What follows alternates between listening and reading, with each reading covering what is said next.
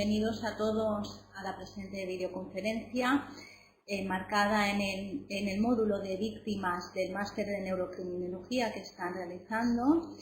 En primer lugar, presentarme, soy Francisca Sabay, doctora en psicología y trabajo como psicóloga en el Instituto de Medicina Legal de Valencia, realizando periciales forenses a víctimas de violencia de género.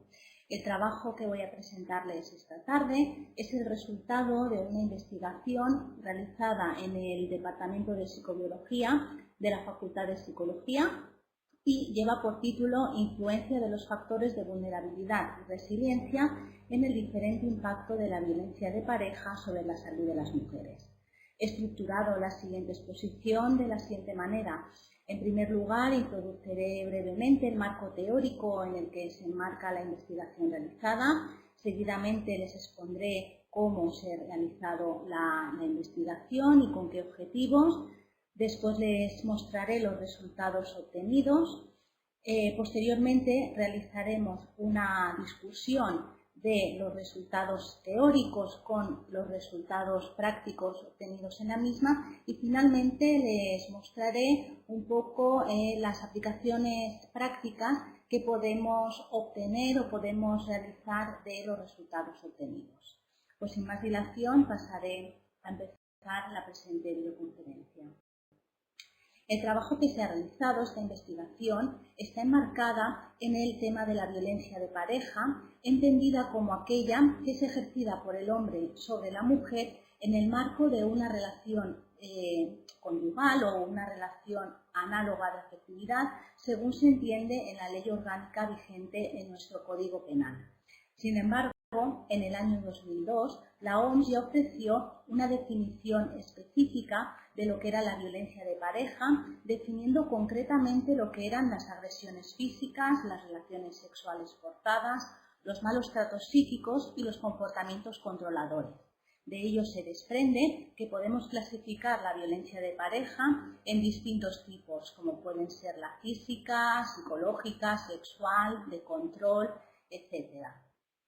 Otras características de la violencia de pareja serían que se trata de un estresor de tipo psicosocial porque se produce en el contexto de una relación interpersonal en el que la mujer percibe una amenaza para su bienestar físico o psicológico. Además decimos que es incontrolable e impredecible, ya que las mujeres se perciben en una situación de riesgo constante y de pérdida de control. Por último, se dice que es un estresor de tipo crónico, ya que estas situaciones tienden a mantenerse en el tiempo por el mismo proceso de la violencia. Por una parte, por el carácter cíclico de la misma y por otro, porque la manipulación y tergiversación que suele hacer el agresor de la causa de las agresiones suele dificultar que las mujeres puedan tomar una decisión firme de ruptura, llegando a considerarse muchas veces como las provocadoras de las situaciones violentas. Mostrarles brevemente cuál es la respuesta fisiológica ante cualquier situación de estrés, como puede ser también la violencia de pareja. Cuando el organismo detecta una situación estresante o un estresor, se activa la respuesta fisiológica inmediatamente como un modo de, cumpliendo una misión protectora frente a ese estímulo potencialmente amenazante. En concreto, la respuesta neuroendocrina se inicia en el eje sistema simpático suprarrenal medular, el eje SAM, cuya función principal es liberar catecolaminas, adrenalina y noradrenalina, las cuales van a facilitar un mayor nivel de energía, oxígeno, poder muscular, etc., preparando al organismo para dar una respuesta ante esa situación de estrés. Paralelamente, entra en funcionamiento el eje hipotálamo-hipófisis adrenal, el que tienen a la derecha, el eje HPA, que es el principal sistema hormonal que se activa en respuesta al estrés. En este caso, el hipotálamo produce factor liberador de corticotropina, la CRH, la cual, dirigida al sistema circulatorio a través de la hipófisis, segrega la hormona adrenocorticotropa, produciendo glucocorticoides y en especial cortisol. Este eje representa muy bien la relación entre el cerebro y las hormonas en un circuito de continua retroalimentación y su principal objetivo es también mantener los parámetros de esfuerzo y atención. Así, como acabamos de comentar y podemos observar aquí a la izquierda, el cortisol a corto plazo mantiene unos efectos activadores sobre el organismo. Por tanto, podemos decir que un poco de estrés y, por tanto, un poco de cortisol es necesario para mantener un rendimiento competente frente a las demandas cognitivas diarias. Sin embargo, como tenemos aquí a la derecha, una secreción elevada de cortisol mantenida en el tiempo produce un desgaste en el organismo debido a su efecto tóxico en cantidades elevadas y prolongadas en el tiempo, predisponiendo al organismo al desarrollo de afecciones de tipo físico y mental. Describí brevemente algunas características del cortisol por ser una de las hormonas que forma parte del trabajo que les voy a exponer. Destaca simplemente que el cortisol es una hormona cuya liberación es pulsátil, siguiendo un patrón circadiano y presentando su pico más alto alrededor de los 30 minutos tras despertar, si bien suele mantenerse elevado durante los primeros 60 minutos. De hecho, la liberación de esta hormona tras despertar, los niveles presentados son considerados como una medida muy sencilla y útil de la actividad adrenocortical. En cuanto al sexo, se ha observado que las mujeres presentan una menor disminución de esta hormona a lo largo del día, lo cual podría explicar que las mujeres presenten con mayor frecuencia depresión, ansiedad u otro tipo de alteraciones. En cuanto a la edad, se ha observado que durante el envejecimiento se produce un incremento de los niveles de cortisol, particularmente en los niveles vespertivos, que son los más tóxicos, los cuales podrían explicar los déficits de memoria propios de la vejez. Paralelamente al cortisol, se libera dehidroepiandrosterona, que es una hormona perteneciente al grupo de los andrógenos. Esta hormona se ha demostrado en estudios realizados con roedores que su administración protege a las neuronas del hipocampo de los efectos nocivos del cortisol. Por tanto, ha sido considerada o es considerada como un potente antiglucocorticoide. En humanos se ha observado que el pico máximo de DEA se obtiene entre los 20 y los 30 años de edad, declinando posteriormente a una tasa del 10-15% por década. Por tanto, del equilibrio entre la secreción de cortisol y la secreción de DEA dependerá la integridad de la salud del individuo o, por el contrario, su paso a la enfermedad. En este punto, la medida utilizada es el ratio cortisol-DEA. Este ratio ha sido considerado como un índice de recuperación al reflejar muy bien la contribución de ambas hormonas al equilibrio endocrino y ha sido considerada como la medida más adecuada para medir los efectos de ambas hormonas sobre el organismo. El riesgo endocrino vendría determinado entonces por dos patrones básicos. Un primer patrón en el que se presentarían elevados niveles de cortisol junto con niveles moderados de DEA y un segundo patrón con niveles moderados de cortisol junto con niveles bajos de DEA, ambos con las mismas consecuencias funcionales.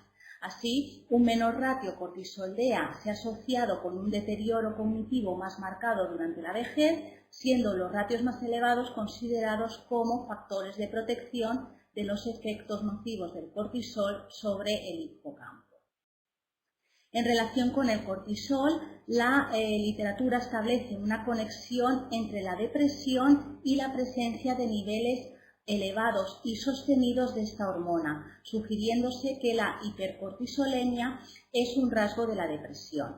Sin embargo, en la depresión crónica y en la ansiedad también se han observado una baja respuesta del cortisol tras despertar. En relación con los niveles de DEA, los sujetos que padecen depresión presentan menores niveles de esta hormona por la mañana, estando en este caso la hiposecreción de esta hormona significativamente asociada con la depresión. En cuanto al estrés postraumático, se han encontrado algunas alteraciones biológicas en estos sujetos que no responden al modelo de estrés habitual, sugiriéndose por tanto que el estrés crónico y el estrés postraumático producen un impacto diferente sobre el eje HPA. Por ello, es frecuente observar una gran diversidad de resultados entre los trabajos que relacionan cortisol y estrés postraumático. Sin embargo, en un metaanálisis realizado por Chida y Steptoe, estos autores encontraron que únicamente los estudios más robustos, los más potentes, eran los que encontraban bajos niveles de cortisol en los sujetos que padecían estrés postraumático. En relación con la DEA, tampoco se ha encontrado unanimidad entre los estudios consultados, ya que mientras algunos investigadores encuentran niveles similares de DEA entre aquellos sujetos que presentan estrés postraumático y los sujetos control, otros estudios establecen que los sujetos con estrés postraumático presentan mayores niveles de DEA. Así, resumiendo un poco lo hasta aquí dicho, cualquier estresor de tipo crónico produce un desgaste en el organismo debido, entre otros, a los efectos tóxicos del cortisol, que en cantidades elevadas y prolongadas en el tiempo predispone al organismo al desarrollo de un amplio abanico de alteraciones físicas y mentales, como pueden ser alteraciones inmunológicas, afecciones de tipo cardiovascular, digestivo, problemas endocrinos e incluso el desarrollo de trastornos emocionales como la depresión, el estrés postraumático o la ansiedad. En relación con las víctimas de violencia de pareja, también se ha comprobado que este tipo de violencia, este tipo de experiencia produce un efecto nocivo sobre la salud de las mujeres en comparación con aquellas que no han sufrido nunca este tipo de violencia, encontrándose que las mujeres víctimas presentan mayores problemas de salud física, un mayor deterioro en su salud mental y alteraciones en su sistema endocrino. En cuanto a la respuesta hormonal en víctimas de violencia de pareja, los resultados suelen ser poco homogéneos. En general, cuando se ha investigado la respuesta hormonal de estrés de las víctimas de violencia, en estas mujeres se ha encontrado que pueden presentar tanto niveles elevados como bajos de cortisol. Sin embargo, las víctimas de violencia física sí que suelen presentar niveles más elevados de cortisol que las víctimas únicamente de violencia psicológica. En relación con la depresión, las mujeres víctimas suelen presentar bajos niveles de cortisol por la mañana, las víctimas de estrés postraumático elevados niveles de cortisol por la mañana, y en cuanto a la DEA se ha encontrado que las víctimas de violencia suelen presentar niveles superiores de esta hormona. Generalmente, los estudios realizados sobre víctimas de violencia de pareja se han centrado en la investigación del impacto que dicha violencia tiene sobre la salud de las mujeres, y dentro de la misma, la variable más evaluada ha sido la salud mental de las mujeres, realizándose estos estudios al comparar la salud de las mujeres víctimas frente a las que no lo han sido y comprobándose que efectivamente las mujeres víctimas presentan un peor estado de salud. Consecuentemente, el daño psíquico encontrado en las mujeres ha sido utilizado también como un medidor de la gravedad de la violencia sufrida. Sin embargo, también han sido encontradas diferencias individuales en las respuestas emitidas por estas mujeres, a lo que pueden estar contribuyendo la presencia de factores de vulnerabilidad o de factores de resiliencia. Podemos describir así en general los factores de vulnerabilidad como la predisposición personal previa a desarrollar malestar emocional, tener antecedentes de experiencias traumáticas en el pasado, el tipo de valoración que se realiza de la experiencia traumática, bien se base más esta en aspectos objetivos de la misma o en aspectos subjetivos, e incluso la respuesta biológica y o psicológica que se emite durante la vivencia del trauma. Como factores de resiliencia podemos destacar el tener sentido del humor, realizar actividad física frecuente y constante, disponer de apoyo social o mantener una actitud positiva ante la vida. Dicho esto, vamos a definir en primer lugar los objetivos del estudio realizado.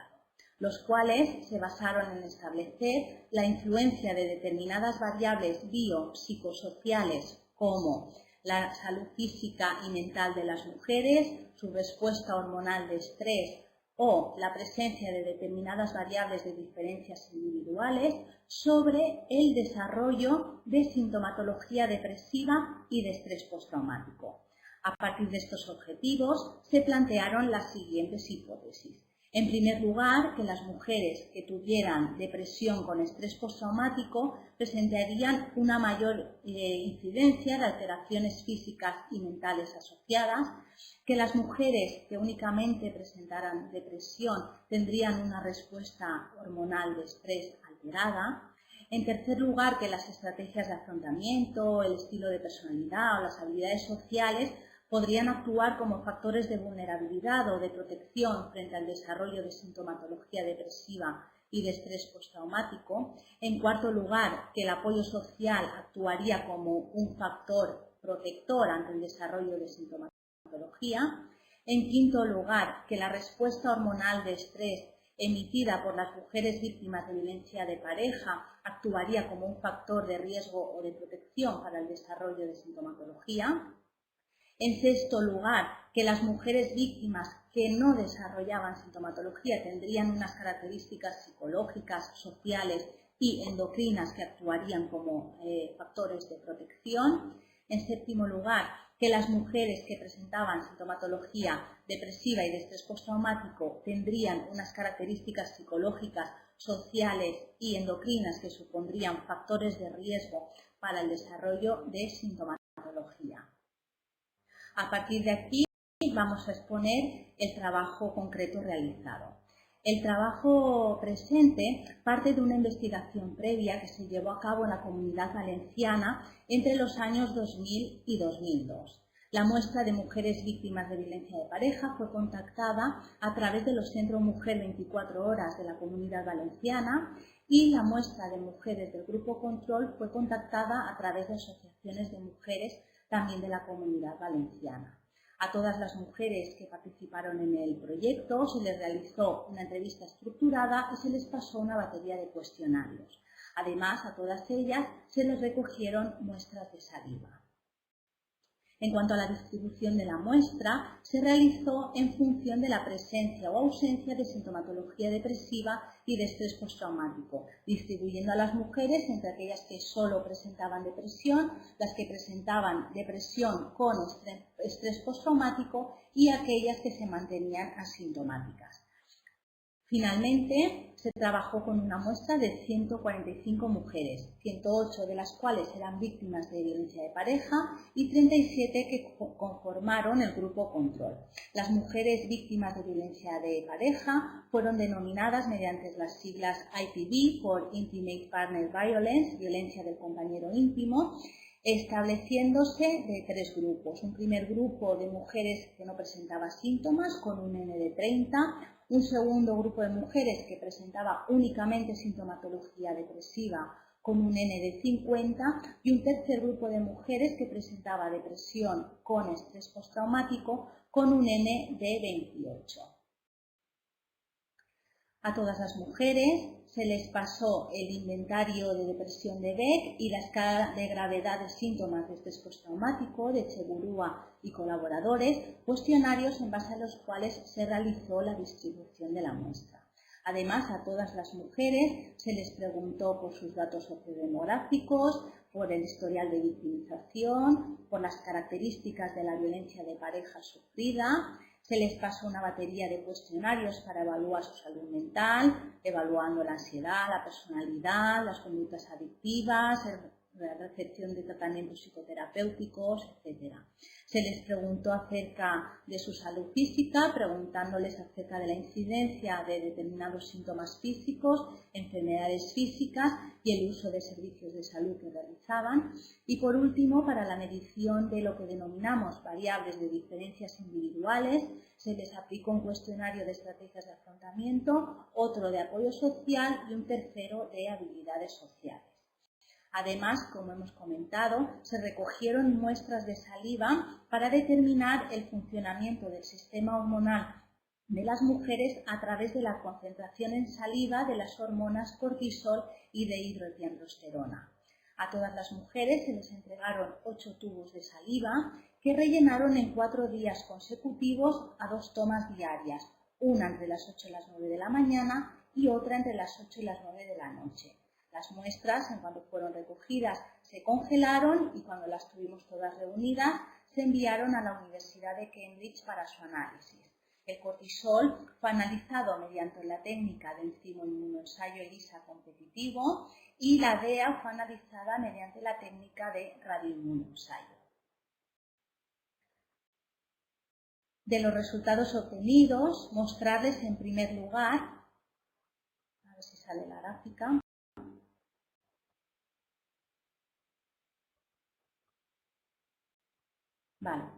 mostrarles en primer lugar la incidencia de depresión y estrés postraumático en las mujeres de los 4 grupos, pudiendo observar claramente cómo son las mujeres del grupo con depresión y estrés postraumático las que presentan un mayor número también de sintomatología depresiva, el cual es significativamente superior al presentado por las mujeres que solo presentan depresión. Como podemos ver, las mujeres sin síntomas presentan un perfil muy similar a las mujeres del grupo control. En cuanto a la gravedad de la sintomatología depresiva, podemos observar que las mujeres del grupo con depresión se distribuían en su mayoría en un nivel leve de gravedad, siendo las mujeres del grupo con depresión y estrés postraumático las que se distribuyeron de una manera más homogénea en los 3 niveles de gravedad.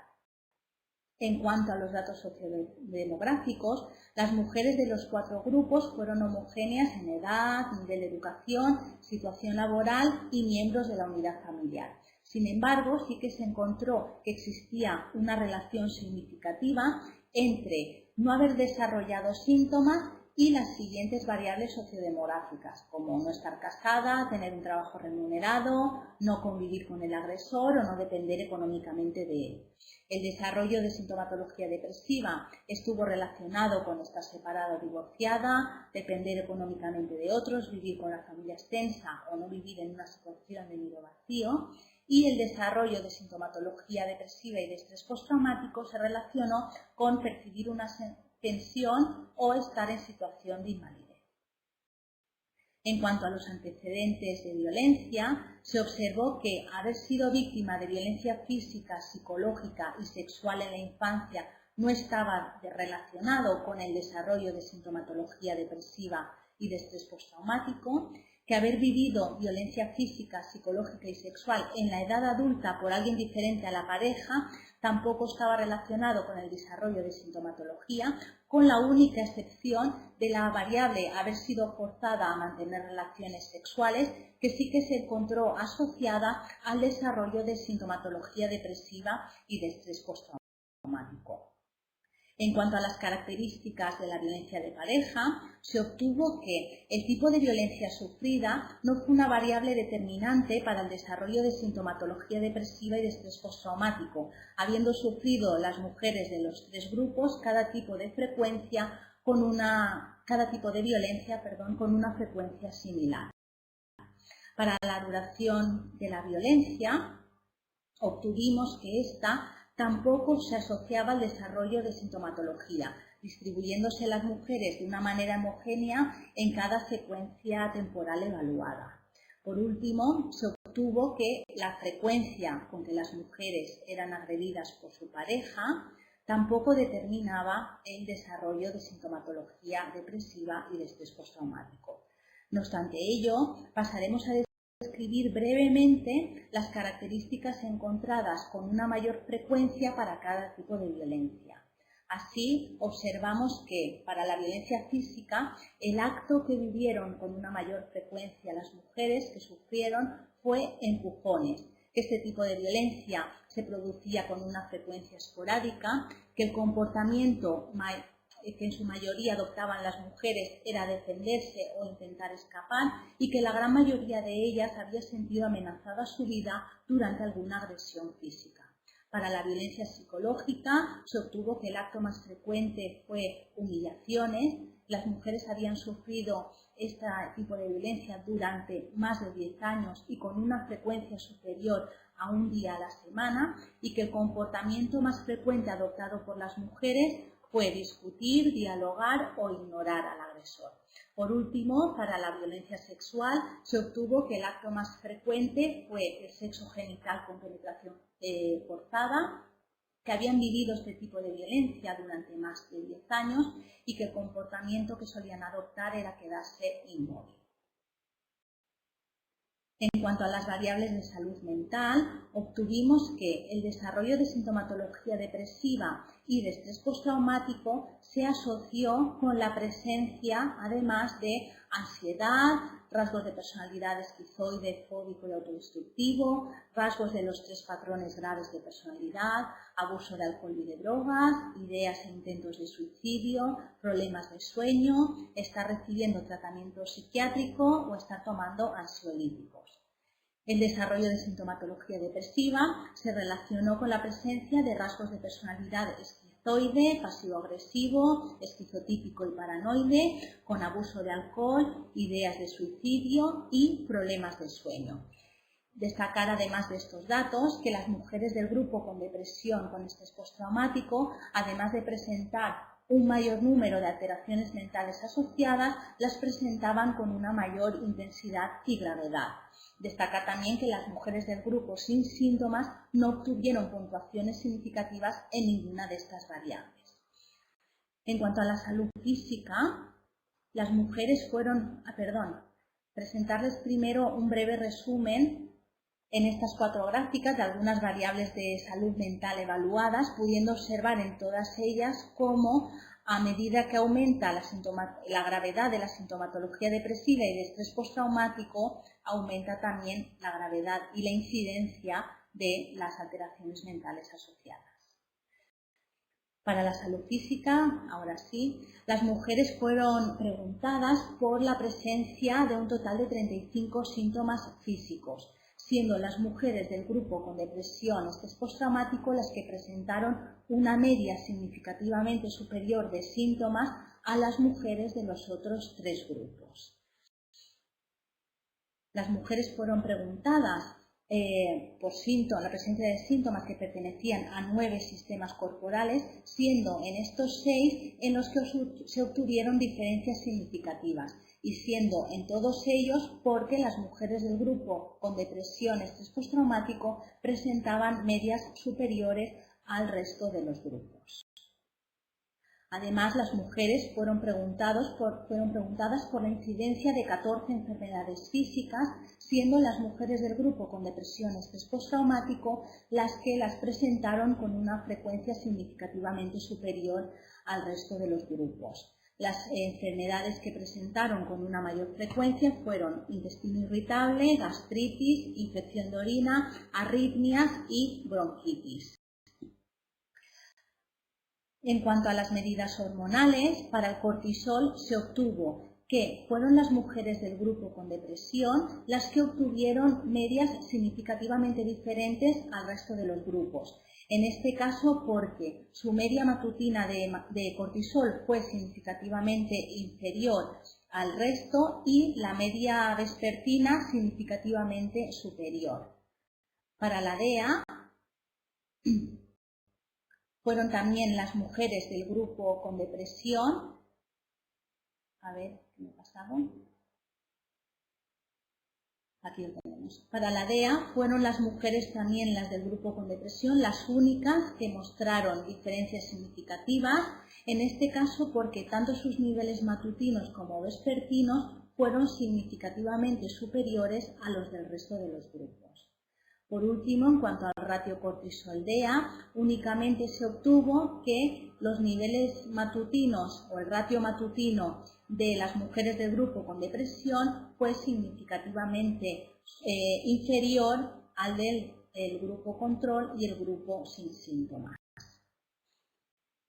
En cuanto a las variables de diferencias individuales, obtuvimos que las mujeres de los grupos IPV presentaban con una mayor frecuencia o utilizaban con una mayor frecuencia la autofocalización negativa, la evitación, la religión y la búsqueda de apoyo profesional como estrategias de afrontamiento, con la única excepción de que las mujeres del grupo sin síntomas presentaron o utilizaban la autofocalización negativa con una menor frecuencia que el resto de sus compañeras. Para el apoyo social se obtuvo que las mujeres del grupo con depresión y estrés postraumático poseían una muy baja percepción de apoyo social y que las mujeres del grupo sin síntomas disponían de adecuados niveles de apoyo social. Por último, para las habilidades sociales se obtuvo que las mujeres del grupo con depresión y estrés postraumático presentaban un déficit en sus habilidades sociales y que las mujeres del grupo sin síntomas presentaban adecuadas habilidades sociales muy similares a las presentadas por las mujeres del grupo control. Llegados a este punto en el que ya fueron analizadas todas las variables, se realizaron análisis de regresión bivariantes para determinar de todas aquellas variables que habían aportado datos significativos, cuáles de ellas podían estar actuando también como posibles factores de vulnerabilidad o de protección para el desarrollo de sintomatología y testarlas con estos tres tipos de variables de diferencias individuales. Para ello se propusieron dos modelos de regresión logística. En el primero de ellos se testó la influencia de las estrategias de afrontamiento y el apoyo social como posibles factores predictivos de desarrollo de sintomatología depresiva y de estrés postraumático. En este primer modelo se introdujeron como variables predictoras las estrategias de afrontamiento, la respuesta hormonal, en concreto el cortisol matutino, que fue el único que salió significativo, la personalidad y la salud física. Como variables control se introdujeron la edad, el comportamiento de la mujer durante las agresiones y el haber sido forzada a mantener relaciones sexuales en la edad adulta por alguien diferente al agresor. Y como variables modificadoras se utilizaron el apoyo social y el tratamiento farmacológico. Los resultados de este modelo indicaron que el no desarrollo de sintomatología, las variables predictivas para no desarrollar sintomatología fueron presentar altos niveles de cortisol matutinos, no presentar trastornos de personalidad y poseer un buen estado de salud física. Las variables predictivas del desarrollo de depresión fueron presentar bajos niveles de cortisol matutinos y ignorar al agresor durante las agresiones.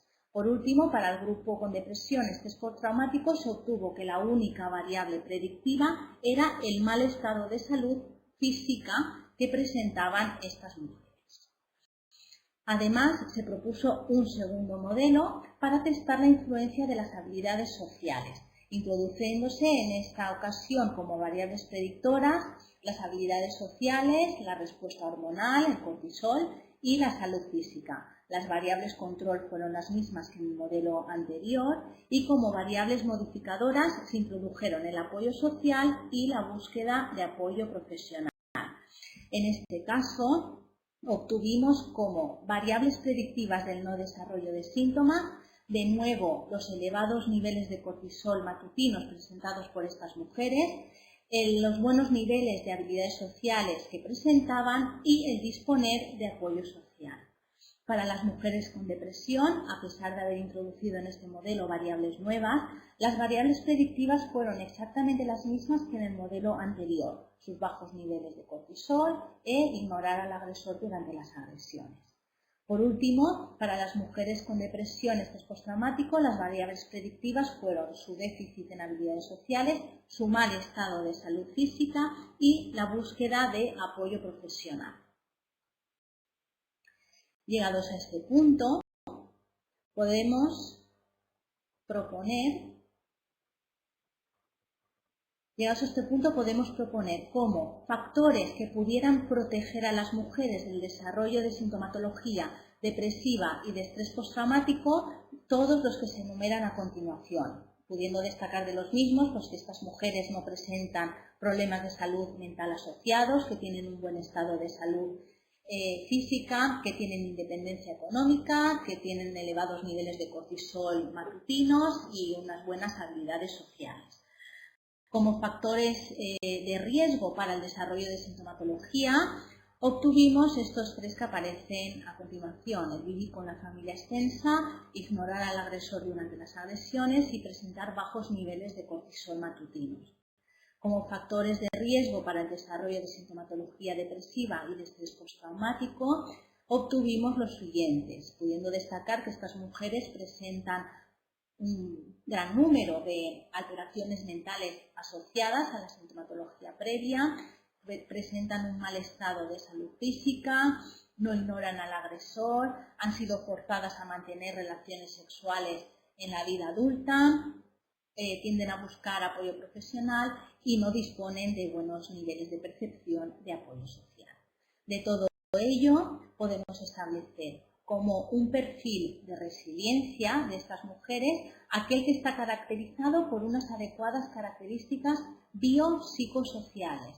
Bio, porque estas mujeres poseen una buena respuesta hormonal de estrés; psico, porque poseen rasgos adaptativos de personalidad y unas buenas habilidades sociales; y sociales, porque disponen de buenos niveles de apoyo social. Paralelamente, como perfil de vulnerabilidad, nos hemos encontrado con 2 perfiles claramente diferenciados. Un primer perfil en el que existe una influencia clara de las características biológicas, es decir, la respuesta hormonal de estrés. Este perfil sería el que caracteriza a las mujeres que desarrollan sintomatología depresiva. Paralelamente nos hemos encontrado con otro perfil en el que existe una influencia de las características psicosociales que impiden el afrontamiento por el déficit en habilidades sociales, el mal estado de salud física y la búsqueda de apoyo profesional. Este sería el perfil que caracteriza a las mujeres que desarrollan depresión y estrés postraumático. Llegados a este punto, podríamos concluir que las mujeres víctimas de violencia de pareja en general muestran diferencias individuales de índole biopsicosocial que pueden actuar como factores de riesgo o de protección para el desarrollo de sintomatología depresiva y de estrés postraumático. Que las mujeres víctimas de violencia que no desarrollan sintomatología depresiva ni de estrés postraumático poseen unas características biopsicosociales que favorecen su resiliencia en esta situación de estrés, que estas mujeres presentan altos niveles de cortisol, unas adecuadas habilidades sociales, un buen estado de salud física, no padecen sintomatología mental asociada y disponen de buenos niveles de apoyo social, actuando todas estas variables como factores de protección en la muestra de mujeres que hemos evaluado. En cuarto lugar, que las mujeres víctimas de violencia que desarrollan sintomatología depresiva poseen una vulnerabilidad biológica al desarrollo de dicha sintomatología que es independiente de la experiencia de la violencia de pareja. En quinto lugar, que los bajos niveles matutinos de cortisol y mantener una actitud pasiva frente al agresor serían los factores de riesgo encontrados en las mujeres que únicamente desarrollan sintomatología depresiva. En sexto lugar, que las mujeres víctimas que desarrollan sintomatología comórbida de depresión y estrés postraumático tienen más problemas de salud física y mental que las mujeres que solo padecen depresión. En séptimo lugar, que un peor estado de salud física, un déficit de sus habilidades sociales y la búsqueda de apoyo profesional serían los factores de riesgo encontrados en las mujeres que desarrollan sintomatología comórbida. En octavo lugar, que las variables sociodemográficas, sus antecedentes de violencia o las propias características de la violencia de pareja sufrida no eran determinantes para el desarrollo de sintomatología depresiva y de estrés postraumático. En noveno lugar, que las estrategias de afrontamiento utilizadas, los niveles de ansiedad o el tratamiento farmacológico que pudieran recibir tampoco se han postulado como factores de riesgo o de protección para el desarrollo de sintomatología depresiva y de estrés postraumático en nuestra muestra de mujeres. Y en décimo y último lugar, que las habilidades sociales se han revelado como el mayor o el más potente factor predictivo para el desarrollo de sintomatología depresiva y de estrés postraumático. Por tanto, debemos considerar que el entrenamiento en habilidades sociales será determinante para fomentar que estas mujeres adopten una actitud resiliente frente a la situación de violencia y poder mitigar así el impacto que la misma produce sobre su salud física y mental. De los resultados hasta aquí expuestos, podemos concretar que las mujeres víctimas de violencia de pareja no emiten una única respuesta ante la situación de violencia y, por tanto, no conforman un grupo homogéneo en cuanto al posible deterioro mental desarrollado. Sin embargo, la gravedad del cuadro mental de salud mental que presentan sí que se asocia con una mayor gravedad de la sintomatología depresiva y de estrés postraumático. No obstante ello, este mayor deterioro en su salud mental no se encuentra relacionado con una mayor severidad de la violencia sufrida.